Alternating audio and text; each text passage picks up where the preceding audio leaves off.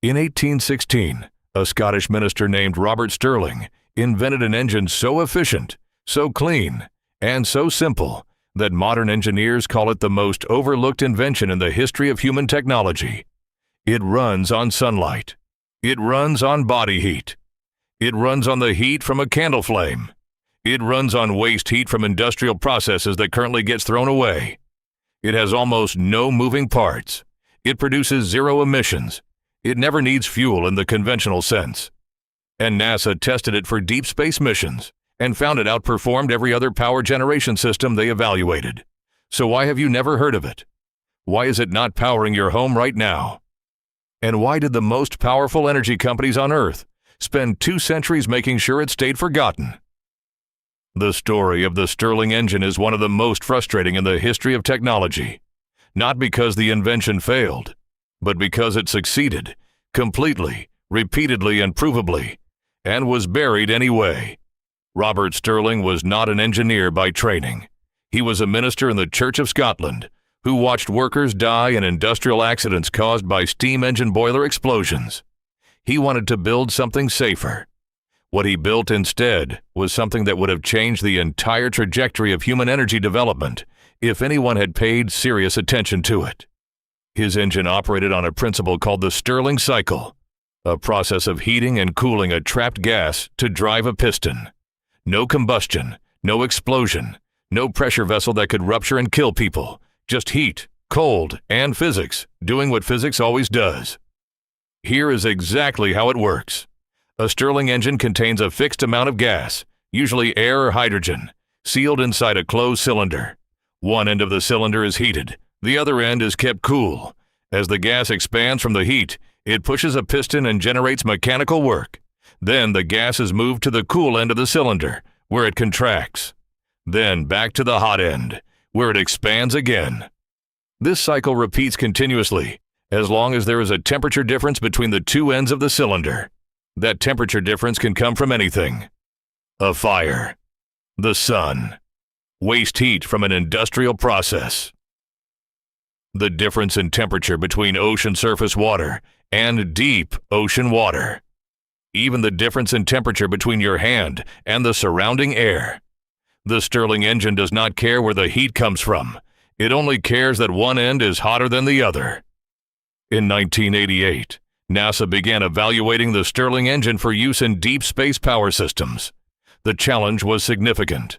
Deep space probes need reliable power generation for decades without maintenance, without refueling, and without any possibility of servicing by human hands. Existing systems used radioisotope thermoelectric generators, devices that convert heat from radioactive decay directly into electricity. They worked, but were only about 6% efficient, meaning 94% of the available energy was wasted as heat. NASA engineers tested the Advanced Stirling Radioisotope Generator, a Stirling engine powered by the same radioactive heat source. The results were remarkable. The Stirling system converted 26% of available heat energy into electricity, more than 4 times the efficiency of the existing system. Using the same amount of radioactive fuel, the Stirling engine produced 4 times more power. NASA called it a transformational technology. The project was canceled in 2013, not because it failed, but because of budget cuts and bureaucratic decisions that had nothing to do with whether the technology worked. The implications of what NASA proved extend far beyond space exploration. A Stirling engine powered by concentrated sunlight can generate electricity at efficiency levels that compete directly with photovoltaic solar panels, without the toxic manufacturing processes, without the battery storage problem, and without the degradation over time that reduces solar panel output by roughly half over 20 years.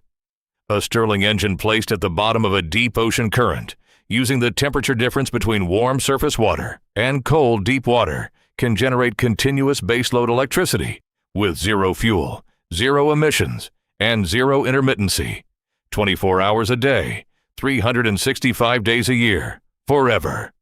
A Stirling engine attached to an industrial furnace or data center cooling system can capture waste heat that is currently vented into the atmosphere and convert it into usable electricity at no additional fuel cost. These are not theoretical applications. Working prototypes of all three systems have been built and tested. None of them are in widespread commercial use. The reason the Stirling engine never replaced conventional generators is not technical. It is economic. A Stirling engine has a higher upfront manufacturing cost than an internal combustion generator. It produces power more slowly and cannot respond instantly to sudden changes in electricity demand, the way a gas turbine can. For the large, centralized power grid that energy companies built their business model around, these characteristics made the Stirling engine inconvenient. And in the energy industry, inconvenient technology that threatens existing infrastructure tends to stay on the shelf. But the energy landscape is changing faster than at any point in history. Distributed power generation, the idea that homes, farms, and communities generate their own electricity locally rather than depending on centralized grids, is becoming economically viable for the first time. And in a distributed generation world, where reliability, low maintenance, fuel independence, and longevity matter more than instant peak power response, the Stirling engine has every advantage. You can build a working Stirling engine demonstration model from materials available at any hardware store for under $30.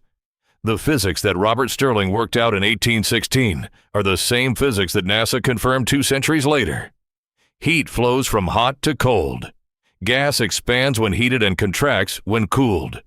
Apply those 2 facts to a sealed cylinder with a piston, and you have an engine that runs on the temperature difference between a sunny day and the shade. The energy companies that benefit from selling you fuel will never tell you this. The grid operators who charge you monthly will never promote it. But the physics does not care about their business model. It worked in 1816. It worked in NASA testing in 1988. It works today. And it will work 2,000 years from now, as long as somewhere in the universe, one thing is hotter than another. Robert Stirling died in 1878, having watched his invention ignored for 60 years. He never saw it reach its potential. NASA engineers who worked on the advanced Stirling radioisotope generator watched their project canceled after proving it worked 4 times better than existing technology. The engine that could replace every generator on Earth is sitting in physics textbooks, in museum displays, and in the hands of a small number of engineers and hobbyists who understand what it is capable of. Subscribe to Lost Wise right now, because next week we are uncovering another forgotten technology that the energy industry has kept off the market for decades.